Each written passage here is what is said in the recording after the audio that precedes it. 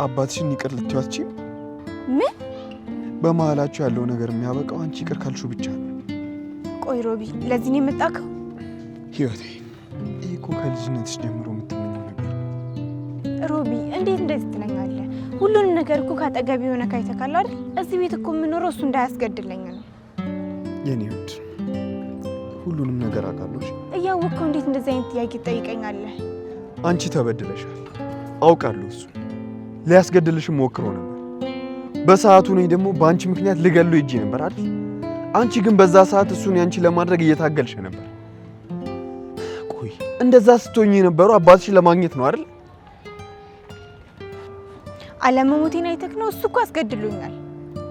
እኔ ግን የምር አንቺን ለማስገደል ፈልጎ እንደዛ ያደረገ አይመስለኝ። እሺ አስብበታለሁ። የኔ ውድ እባክሽ ለዚህ ብለህ እዚህ ድረስ መልፋት አልነበረብክም።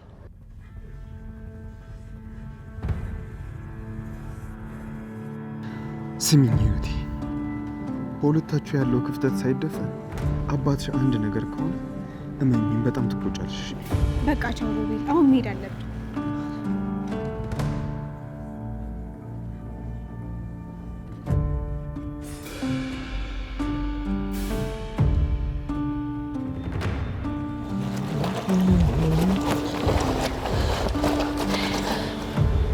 ምን ነው? ምንም። ማን ነው የመጣው? ፖሊሱ ነበር። ፖሊሱ? እሱ ቢሆን ማኖሮ ይሄን አንቺ እዚህ አትገኝም ነበር። በእርግጥ እሱ ቢሆን እኔ ሳልሆን አንተ ነበርክ እዚህ የማትገኘው። ምን ነው ህይወት፣ ምን ሆነሻል? ከዚህ በኋላ እኔን የሚፈልግ አባት እየመሰልክ ሮቤልን ለማታለል አትሞክር። ይኸውልሽ ህይወት፣ እኔ ታደለ የሆንኩትን ነገር ለማስመሰል የምደክም ሰው አይደለሁም። አሁንም እኔ ለመጉዳት የምታደርጋቸው ነገሮች ሁሉ አውቃቸዋለሁ። ይኸውልሽ አንቺ በዚህ መጠን ከተቀየርሽ እኔ የማልቀየርበት ምንም አይነት ምክንያት የለም።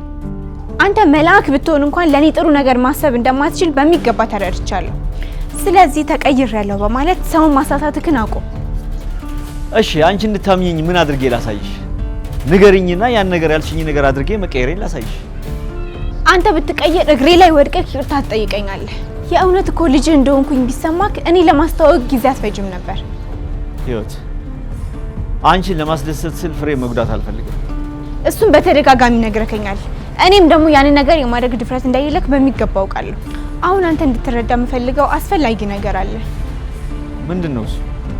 አንተ የራሂል አባት ነክ። እሱ ልክ ነሽ። ከሷ ውጪ ለማንም አባት መሆን አትችልም። ይሄ እንኳን በጭራሽ እውነት አይደለም። የእሷ አባት ብቻ ሆነ እንደምታልፋምነህ በተቻለ አቅም ለሷ ታመንላት። ይኸውልሽ ህይወት፣ ዛሬ እኔና አንቺ ያለንበትን ሁኔታ ስናየው ምንም ነገር የማይቀየር ነገር እንደሌለ ያሳየናል። ታውቂያለሽ፣ ነገሮች ቀስ በቀስ ይቀየራሉ። ግን እመኚኝ፣ የኔና አንቺ አባትና ልጅ መሆን መቼም አይቀየርም።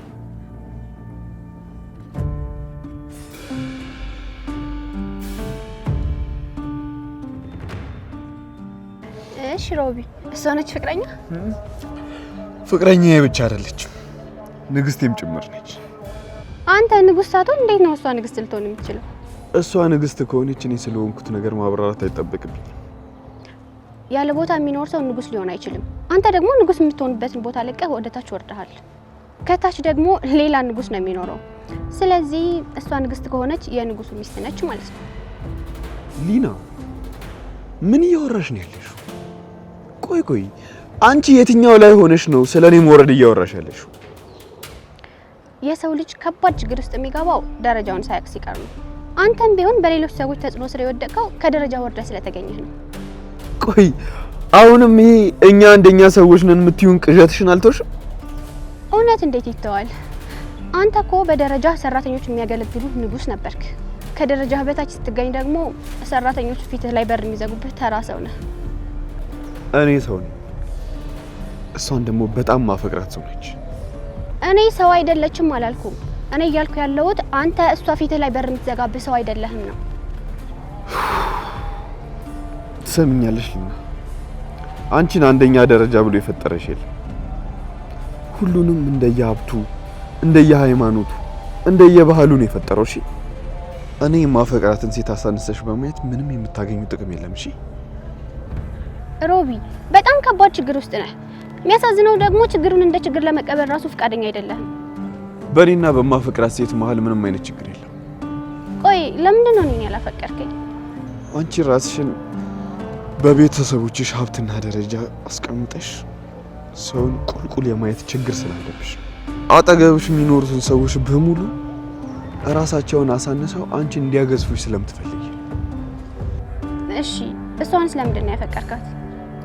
ሰው ስለሆነች፣ ሰርታ ራሷን የምታስተምር ጠንካራ ሴት ስለሆነች። እሺ ታዲያ ለምንድን ነው የኛን የቤት ሰራተኛ ያላፈቀርካት? እሷን ብትሆን ሰርታ ቤተሰቦቿን የምታኖር ራሷን የምታስተምር ጠንካራ ሴት ነች። አልገባሽም እንጂ ቢገባሽ ኑሮ እኔ ያፈቀርኩት ለራሴ የተፈጠረችዋን ሴት ነው። ለዚህ እኮ ነው በሌሎች ተጽዕኖ ስር የሚወድቀው ከደረጃው በታች የሚኖር ሰው ነው ያልኩ። ሊና ይሄን አስተሳሰብሽን በጣም ነው የምጠላው። በዚህ አስቀያሚ አስተሳሰብሽ ደግሞ እኔ ላይ ተጽዕኖ ለማሳደር እንዳሞክር። እሺ እኔ እኮ ፍቅር የጋረደብህን እውነት ልገልጥልህ ነው የሚፈልገው። ሊና በደንብ ስሚኝ እሺ። አንቺ አንደኛ ደረጃ ሆነሽ መኖር ከቻልሽ እንደ ራስሽ ኑሪ። በእኔ ህይወት ጣልቃ እንድትገቢ አልፈልግም። እኛ ደግሞ እንደ ራሳችን ደረጃ እንኖራለን። ደግሞ አንድ ነገር ልንገርሽ፣ ያንቺን ኳሊቲ ለማሳየት ሰዎችን ዝቅ ማድረግ አይጠበቅብሽም። እሺ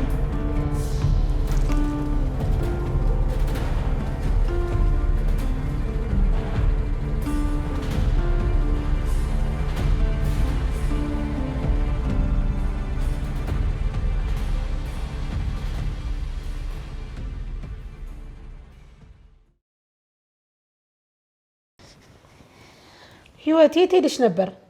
እዚሁ ነበርኩኝ። ፈለግሽኝ? አንቺ የት ሄደሽ ነው? ቆይ ታደለ ልብስ የሚያጥበው? እኔ እንጃ እዚህ ነበር። እዚህ ብትሆኝማ ታደለ ልብስ ሲያጥብ አላየውም ነበር። መጥቶ እኔ ማጠብ ፈልጋለሁ ሲል ሰጠሁት። እንዴት ልብስ ጠብለሽ ትሰጪዋለሽ? እሱ ከቻለ ቢያጥብ ምን ችግር አለው?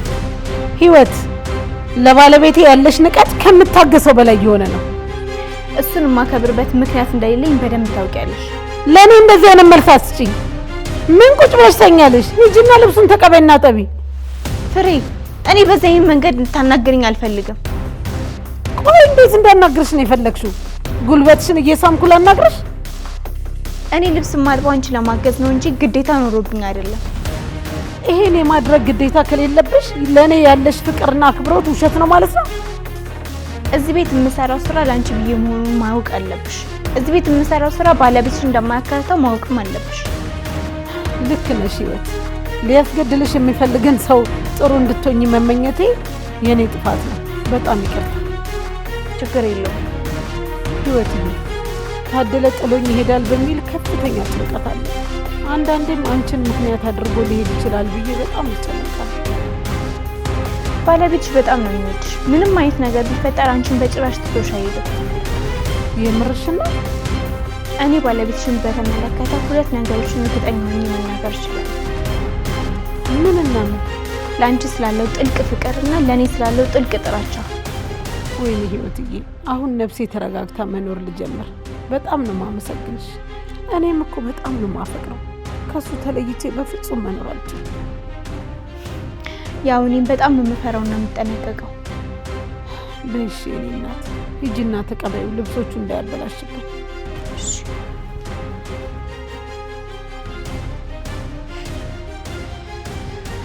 ቆይ ያን ደመኛ ተብሎ ላግኘውና እሰራልሻለሁ። በህይወት አንድ ቀን አትቆያት።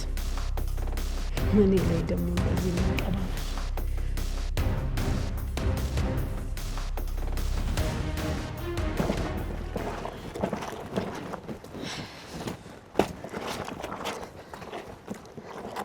በደንብ አድርጌ ነው ያሸዋቸው። አይሽ ጥሩ ነው። እኔ የምልሽ ህይወትዬ፣ ምግብ በልተሻል? ባለቤትክ እየፈለገችክ ነው። ቆይ ግን ምግብ የት ነው እየበላሽ ያለሽው? የመሞት ፍላጎት ሲኖረኝ ያኔ እነግርካለሁ። እናትሽን አግኝተሻት ታውቂያለሽ እንዴ? ዛሬ ደግሞ ከየት ትዝ አለችክ? ጥሩ አድርጋ ነው ያሳደገች። ያንቺ ወላጅ መሆን በጣም የሚያኮራ ነገር ነው። እናቴ በጣም ጠንካራ ናት። የአባቴ ሞት በጣም ቢያሳዝናትም ሀዘኗን ችላ ጠንክራን የኖረችው። እናትሽም እንዳንቺ በጣም ቆንጆ ነበረች። አንተማ ቁንጅናዋ ልታስታውሰው አትችልም። በሰዓቱ ፍሬም በጣም ነበር ማፈቅራት፣ ግን እሷ ከነጭራሹ ነው አታውቀኝም ነበር። ከዛ ወደ ገጠር ሄጄ እናትሽን አጫዋት። የሆነ ጊዜ ላይ ማርታ በሰራችው ስህተት ከገጠር ለቀን ወጣን። እዚህ ስመጣ እንዳጋጣሚ ሆነ ፍሬን አገኘኋት። ከዛ እሷን አግብቼ መኖር ጀመርኩኝ። እሷ አንተ ትመጣለህ ብላ ለአመታት ትጠብቅ ካለች አንተ ግን እዚያ አግብተህ እየኖርክ ነው። ታውቂያለሽ፣ ሁሉም ሰው እኮ ከሚያፈቅረው ሰው ጋር አብሮ መኖር የቀን ህልሙ ነው። ከምታፈቅራት ሴት ጋር እየኖርክ የማታፈቅራት ሴት እንዴት ትዛለችክ? ይኸውልሽ ህይወት፣ እያንዳንዱን ልብስ ፍትግ አድርጌ ሳጥብ ልቤ ንጹህ እንደሆነ በምመኘው ልክ ነው። ንጹህን ውሃ ባየው ቁጥር ደግሞ እንዳንቺና እንደናትሽ ንጹህ ልብ ያለው ሰው መሆን ማለት በጣም መታደል ነው።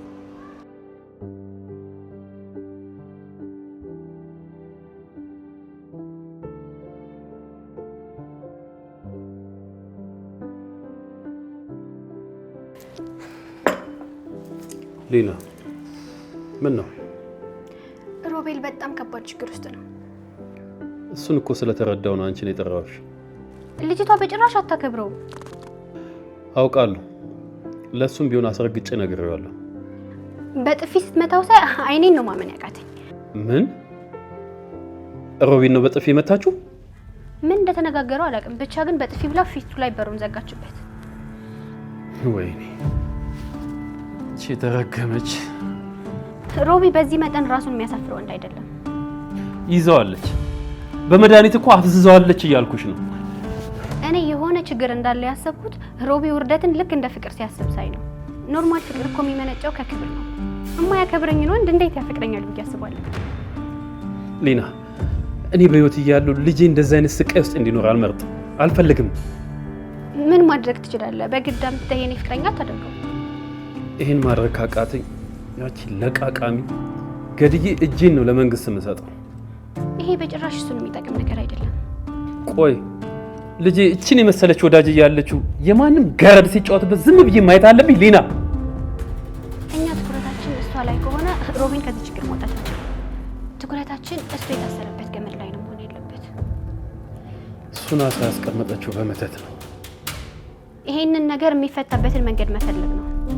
እዚህ ከነሱ ጋር ከመታገል ልጄ የታሰረበትን መተት ማስፈታት ነው ያለብኝ። በመጀመሪያ እንደዚህ አይነት ችግር እንዴት እንደሚፈታ ማወቅ አለብን። እኔ እኮ እንደዚህ አይነት ነገር አላውቅም። አሁን ሁላችንም ማወቅ ያለብን ነገር እንደዚህ አይነት ስራ የሚሰራ ሰው የት እንደሚገኝና እንዴት ማግኘት መቻል እንደሚችል። እኔ ማንን እጠይቃለሁ? ጠንቋይ ቤት የሚሄድ ሰው ለሰው ነግሮ አይሄድ። እሷ ያደረገችውን እኛ ማድረግ ያክተን። አንተም ቢሆን እሷን ከመግደል ይልቅ የተሻለውን መፍትሄ ፈለግ። ልክ ነሽ። እኔም ሰዎችን ጠይቄ እመጣለሁ። አንተም ደግሞ ሙሉ ጊዜን ወስደህ በተቻለ አቅም መረጃ ለመሰብሰብ ሞክር። አታስቢ፣ ማድረግ ያለብኝን ነገር በሙሉ አደርጋለሁ። እርግጠኛ ነኝ ሮቤልን ከዚህ ችግር አውጥተን የሚገባውን ህይወት እንዲኖር እናደርገዋለን። አንቺን የመሰለች ሴት ከአጠገቡ በመኖርሽ በጣም ነው የኮራሁት። ሮቢ የሚገባውን የማግኘት መብት አለው። እንዴ ህይወት ምንድን ነው የምትሰሪው? እስኪ ሰጠኝ የጠበቅኩ ነው። አይሽ ፍሬ፣ እንዴት አድርጌ ፍትግ አድርጌ እንዳጠብኩት። እስኪ ሰጥሽ ምን ያስጠብቅሻል? ተቀብለሽ አታጥብም እንዴ? መቼስ አስገድጄ መቀበል አልችልም። ይኸውልሽ ፍሬ፣ እሷማ እንድሰጣት ጠይቃኝ ነበር፣ ግን እኔ ነኝ አይሆንም ያልኳት። በራሴ ፍላጎት ነው እያጠብኩ ያለሁት። በጣም የምታሳፍሪ ሴት ነሽ። እሱን ልብስ አሳጥበሽ ጥላቻሽን ማሳየትሽ ነው? ፍሬ፣ ስለምንድን ነው የምታወሪው? አሁን ጥላቻና ንቀትን እዚህ ቦታ ምን አመጣው? ዝም በል አንተ። ራስን ማስከበር ካቃተ ዝም ብለህ መቀመጥ አለብህ። ለምንድን ነው ግን ፍሬ የማይገናኝ ነገር የምታወሪው? አታያትም እንዴ? ቁጭ ብላ እያየችኝ እሷ ተናገረች እንኳን ብላ አልደነገጠችም። ለባልሽ ተቆርቁረሽ በምትናገሪው ንግግር እኮ እኔ መደንገጥ የለብኝም። ሰማሃት አይደለ? ልክ ነች ፍርዬ፣ እኔ ቤቱን ባጸዳ ነው የሚሻለው። ኧረ ተይው ህይወትዬ፣ ቤቱንም እሱ ያጸደዋል። ምን? ልብስ ማጠብ ከቻልክ ቤት ማጽዳት አያቅትህም። ፍርዬ ግን ለምንድን ነው እንደዚህ የተናደድሽው? ምን ሆነሻል? ዝም በል እባክህ። ያንተ ቦታህን አለማወቅ እኔን ሊያስደስተኝ አይችልም። ፍርዬ። አቤት። እባክሽን እኔ ወድ ለምንድን ነው እንደዚህ የምትናደጂው? እሷ ፊት እኮ ነው ያዋረድከኝ። ምን? ለእሷ ግን እንዴት እኔን ትከራከረኛለህ? እሺ ይቅርታ ፍርዬ፣ እኔ እኮ ሁኔታሽ ስላስፈራኝ ነው። መፍራት ያለብህ እኔን ሳይሆን ቤቴ የተቀመጠችውን ጠላትህን ነው። ግን ይኸውልሽ እሷን እንደምንፈራት ማስታወቅ የለብንም። ሁልጊዜም ከእሷ የተሻለን ጠንካራ እንደሆንን ነው ማሳየት ያለብን። እባክህ ዝም በል። የእሷ አገልጋይ ሆኖ ከመኖር የባሰ ፈሪነት አለ እንዴ?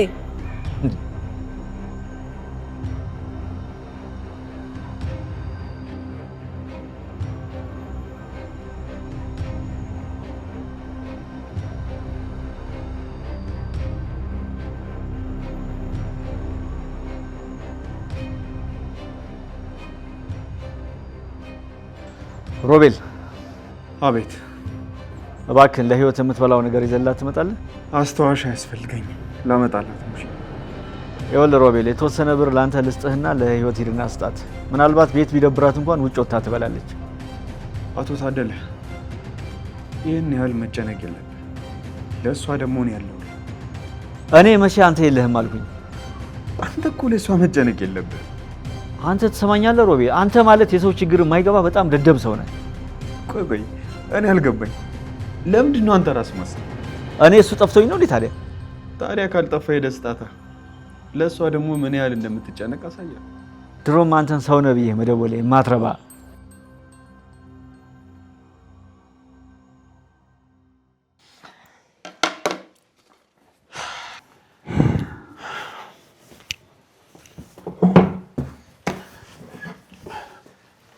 ምን አባ ፈለገ ጠራኝ? አባይ ምን ሆነ ነው? ያቺ ማትረባ ገረድ በጥፊ ጠፍጥፋ ላከች አይደል? ስለምን እያወራህ? ቆይ አንተ ምን ልትሰራ ሄደህ ነው ፊት ላይ በር የዘጋችብህ? ሊና ነች አይደል የነገረች? በጣም ነው ያሳፈርከኝ ሮቢ። ሊና አንተን በዛ ሁኔታ ማየቷ በጣም ነው ያፈረችብህ፣ በጣም ነው ያለቀሰችው። አባይ እኔም አንተን የፈለግኩ ስለ ሊና ልነግርህ ነው። ሊና እኮ ከልጅነት ጀምሮ የምታፈቅረህ ሴት እኮ ነች። እሱ ያለፈ ታሪክ ነው። አሁን ለእሷ ምንም አይነት ስሜት የለም። አንተን የምትመጠነህ እሷ ነች። አጠገብህ ምንም ሴት ስለሌለ ነው እዛች ማትረባ ሴት ላይ ወደቅከው። አሁን ደግሞ ሊና አጠገብህ አለች። በጣም እኮ ነው የምትወደው ሮቢ። ቆይ እንደምትወደኝ በምን እርግጠኛው? ይኸውልህ ለአንተ በጣም ነው የምትጨነቀው። ሁልጊዜ ለአንተ መልካም ነገር ነው የምታስበው ሮቢ። እኔን ከህይወት አለያይተህ ከሊና ጋር ልታጣብሰኝ ከሆነ አሁኑን ረፍሺ። እናም ደግሞ ካጠገብ አንበቃት። አንተ እኮ ሊናን ነው የምታፈቅራት። ከእሷ የሚበልጥብህ ማንም ሴት እንደሌለ አውቃለሁ። እንዴ ፍቅረኛም ከፈለግክ እኮ ሊና አለችልህ። አባዬ ያልገባህ ነገር ሊና ማለት በሽተኛ ሴት ነች። ለእሷም እንደዚህ ብለህ ነግራት ከሆነ ከባድ ችግር ውስጥ ገብተሃል። ጭራሽ አንተ ጤነኛ ሆነ ነው ሊናን በሽተኛ የምትላት? አባዬ ሊናን ከልጅነቷ ጀምሮ አውቃታለሁ። የምትፈልገውን ነገር አመጣልሻለሁ ብለህ ካላመጣህልህ ጠላትህ። ይኸውልህ ከአንድም ሶስቴ ጓደኞቿ እንዲህ ብለው ሳያደርጉ ስለቀሩ በጩቤ ወቅታቸዋለች። ከአንድም ሶስቴ ደግሞ ቤታቸውን ልታቃጥል ሞክራለች። እኔ እጄን ያተረፍኳል። ለሊና የምትፈልጊውን ነገር ታገኛለች ብሎ መናገር አንተ እንደምታስበው ቀላል ነገር አይደለም። ይህ እኮ በጣም ጥሩ ነው። ለእኔ ስል አንተን ለእሷ ሰጠሃለሁ። ሊና ማለት እናቱ ገበያ ሄዳ እንደቀረችበት ሕፃን ልጅ ነው የምታስለቅስህ። እሺ አንተ ማትረባ። እኔ ከአይኔ እምባ ቢወጣ ኖሮ ለአንተ ነበር ቁጭ ብዬ ማለቅሰው። ከዚች ልጅ አሁኑኑ ብትርቅ ጥሩ ነው። ነገ ህይወት መልአክ ሆነ እንደተታየ ነው ታደርገሽ። ሊና ህይወት ሴጣን እንደሆነች የምታሳይ ሴት ነች። ይኸውልህ አንተ እኮ ይህንን ፍቅር ወደህና ተቀብለው የምትኖረው አይደለም። በህይወት ዘመን የማታውቀውን መጥፎ ጊዜ ለማየት ተዘጋጅ። እሺ በሰይጣን የተያዘ ሰው መልአክ ሴጣን ይመስላል። ስማ ሮቢ፣ አሁን ካለህበት ችግር የምታወጣ ሊና ነች። እሺ ይህንን እወቅ።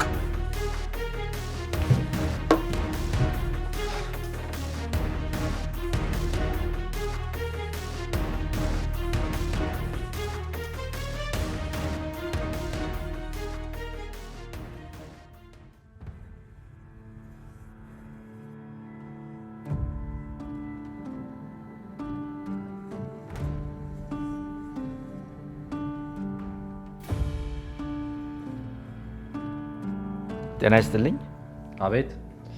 ታደለ ነኝ። ቅድም ተገናኝተን ነበር። እንዴ አቶ ታደለ፣ በዚህ ፍጥነት ትደውላለህ ብዬ አላሰብኩም ነበር።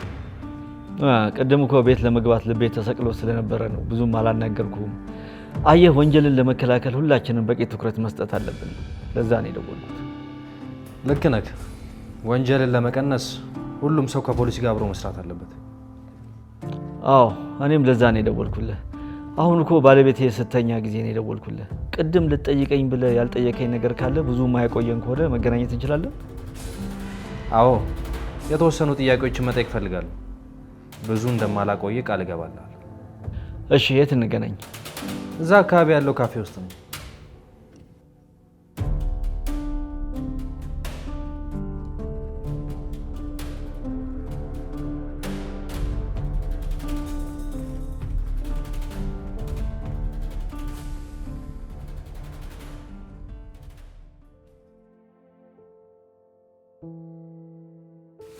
ሮቢ የኔ ውድ በጣም እኮ አስጨነቅሽኝ። ለምንድን ነው የምትጨነቀው? ምግብ ይዤልሽ ልመጣ ነው። በልቻለሁ። የት በላሽ? እናቴ ቤት። የኔ ውድ ተቀይመሽኝ ነው እንዴ? እኔን ትረዳኛለህ ብዬ የማስበው ሰው አንተ ነበርክ። ቆይ እኔ ለአንቺ መጥፎ ነገር መመኝ ሰው ነኝ? አሁን ማሰብ በመጀመርክ በጣም ነው የደነገጥኩት። ይህንን በመናገሬ በዚህ መጠን ከደበረሽ፣ ቆይ ከነሱ ጋር እንዴት ነው እየኖርሽ ያለሽው? የፍሬ ነገር በጣም ያስጨንቀኛል። በጣም ከባድ ችግር ውስጥ ነች። ምን ነው እያማማት ነው? አእምሯን ይሳትች እየመሰለኝ ነው። አሁን ቤት አለች? ተኝታለች። በቃ እሺ፣ በሩን ትከፍችልኛለሽ? እየመጣሁ ነው። እሺ እሺ በቃ እሺ፣ ቻው።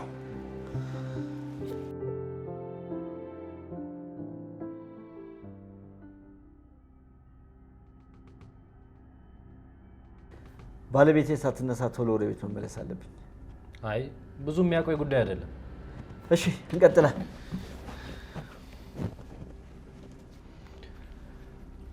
እቺ ሴት በመርዝ ነው የተገደለችው።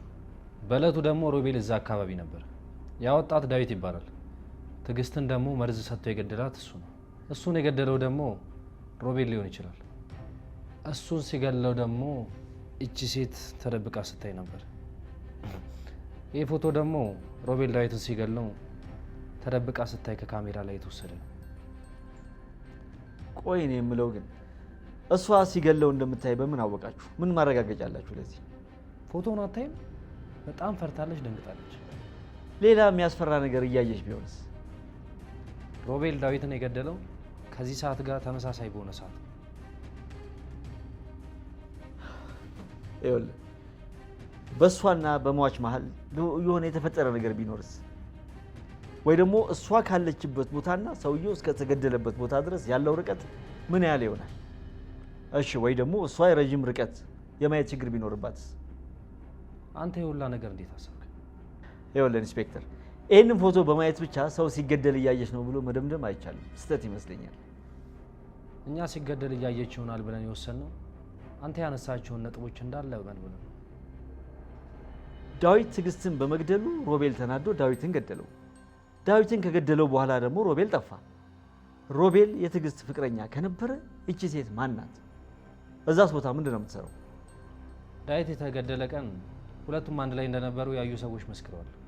ዳዊት ወደሚሞትበት ቦታ ይዘው ሄደችው እሷ እንደሆነች ነው የጠረጠረው። ዳዊት ትዕግስትን ገደለ። ከዛ እቺ ልጅ ዳዊትን ይዛው ሄደች። ከዛ ሮቤል መጥቶ ገደለው። ከዛ ሮቤል ሲገለው እሷ ደግሞ ተደብቃ አየች። ታሪኩ እንደዛ ነው። እንደሚገለው ካላወቀችና ሲገደል እያየች ከሆነ እቺ ሴት ለምንድን ነው ማፈራውና ማደነግጠው? እንግዲህ ለዚህ መልሱ ባለሙያው አንተ ነህ። እንደኔ እይታ ከሆነ ግን እቺ ሴት እዚህ ታሪክ ውስጥ ለመኖር ቦታ ምክንያት የላትም።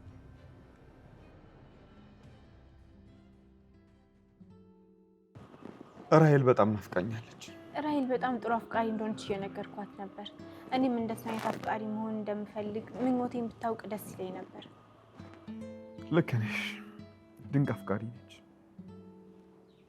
እኔም እህቴ እንደሆነች ሳልነግራት ቢያንስ እንደ እህትና እንደ ወንድም በደስታ እንድንኖር እንኳን እኮ እመኝ ነበር። የተፈጠረውን ነገር ሁሉ ሳስበው በጣም ነው የሚገርመኝ። አይገርምም? እንደዛ ስታስጨንቀኝ የነበረች ልጅ ብቸኛ እህቴ ሆና ተገኘች። እኔን እንኳን አንድ ቀን ጠይቆኝ የማያውቀው አባቴ እሷን ልጄ ብሎ አስደነቀኝ። ቤት ድረስ መጥቶ ለቅሶ በተቀመጥንበት ራሄል የኔ ልጅ ናች እያለ ሲጮህ ብታየው። ቤት ድረስ መጥቶ እንደዛ አለ? በአንድ ጊዜ አቶ ታደለን የእንጀራ አባት አድርጎ ቁጭ አደረገው። ራሄል ኖራ ብታየው ምንኛ ትኮራ ነበር። ቆይ ግን ታደለ ምን አለ? ከዛ በኋላማ መብረቅ የወደቀበት ይመስል ደንግጦ ቀረ። ከዛ አባትክ ሲወጣ ፍሬን ጠየቃት። የልጅነት ፍቅረኛዬ ነበር፣ አንተን ሳገባ ደግሞ እርጉዝ ነበርኩ አለችው። እንዴ ጋሽ ታዴ ምን ሊሰማው እንደሚችል አስበው። በጣም ከባድ ነው የሚሆንበት። እኔማ እንደዛ ሆኖ ሳየው በደስታ ከት ብሎ መሳቅ አምሮኝ ነበረ። እኔማ ለቅሶ ባይሆን ኑሮና ፍሬ ባትኖር ኑሮ አድርገው ነበር። ምን ሊሰማሽ እንደሚችል አውቃለሁ፣ ግን ደግሞ በዚህ ልክ መጨከን ተገቢ አይደለም። ልጅን በሞት አባትነትን በድንገት ማጣት ከባድ እንደሆነ ይገባኛል። ግን እኮ መጥፎ ሰውኛ አይደለም፣ ግን ደግሞ በጣም ደስ አለ። ራሄል ብትኖር ደግሞ እንዴት ልታዝ እንደምትችል አስቢው።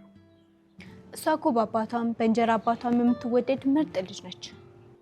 ቢቀርብሽ ነው የሚሻልሽ። በእኔ አባት ከመወደድ በአንቺ አባት መጠላት ነው የሚሻለው። ኧረ ተው፣ ምንና ምን ነው የምታነጻጽረው? ልጄ እያለ መግቢያ መውጫ ነበር የሚያሳጣት። እንዴ እና ይሄ መጥፎ ነገር ነው እንዴ? ቆይ የሆነች ሴት መጣችና ከእናትሽ እናትነቷን ለመንጠቅ ልጄ ነሽ ብትል ደስ ይልሻል? ልጁ እንዳደርገኝ እኮ የቤት ሰራተኛ ሆኜ ስኖር ነበር። እሷን ደግሞ ከረጅም ዓመት በኋላ የሆነ ሰው መጥቶ ልጄ ነሽ እያለ ሲፎክር ማየት አይገርምም? በእርግጥ በአንቺ ቦታ ሆኜ ሳስበው እሷ በጣም እድለኛ ነበረች። ግን ደግሞ አንቺም አባትሽን የምታገኝበት ትክክለኛው ጊዜ አሁን ነው። እሺ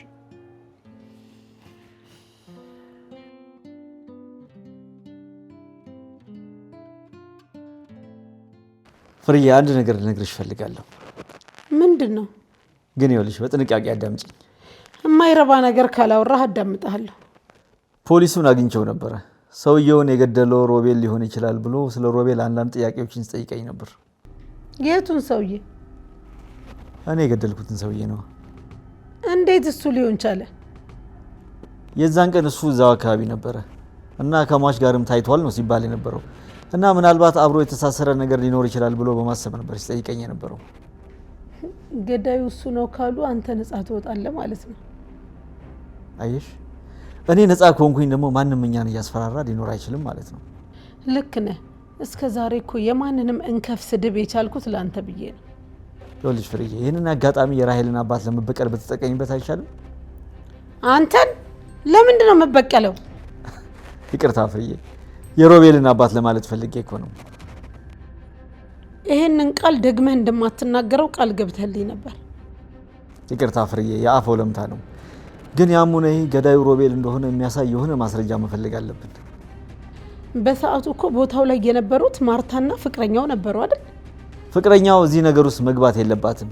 ያ ከሆነ ግን እመኝኝ ፍርዬ፣ ለረጅም ዓመታት እስር ቤት የምትመላለሽው አንቺ ነሽ የምትሆኝ። ቆይ መቼ ነው ከዚች ሴት ፍርሃት የምንገላገለው? ይህን ነገር እሷ በጭራሽ መስማት የለባትም። ይህን ነገር የምታውቅ ከሆነ መጀመሪያ ከእሷ ጋር ሰላም ፈጥረን ከሮቤል ጋር አጣልተናት ነው መሆን ያለበት እንጂ ዝም ብለን ዘው ብለን የምንገባበት ነገር አይደለም። ከኛ ጋር ያላት ችግር በቀላሉ የሚፈታ ነው እንዴ? ፍርዬ፣ ከህይወት ጋር እኮ ደም አልተቃባንም። እንደውም ህይወትን የበደልናት እኛ ነን። ስለዚህ እሷን ይቅርታ መጠየቅ አለብን። ማንን? ህይወትን? ያን ሁሉ ግፍ ከፈጸምንባት በኋላ ይቅርታ ሳንጠይቃት እንዴት አድርገን ነው እኛ ተባባሪ የምናደርጋት? እንደዛ ነው የምታስቢው? እኔ በጭራሽ ይሄ እንዲሆን አልፈልግም።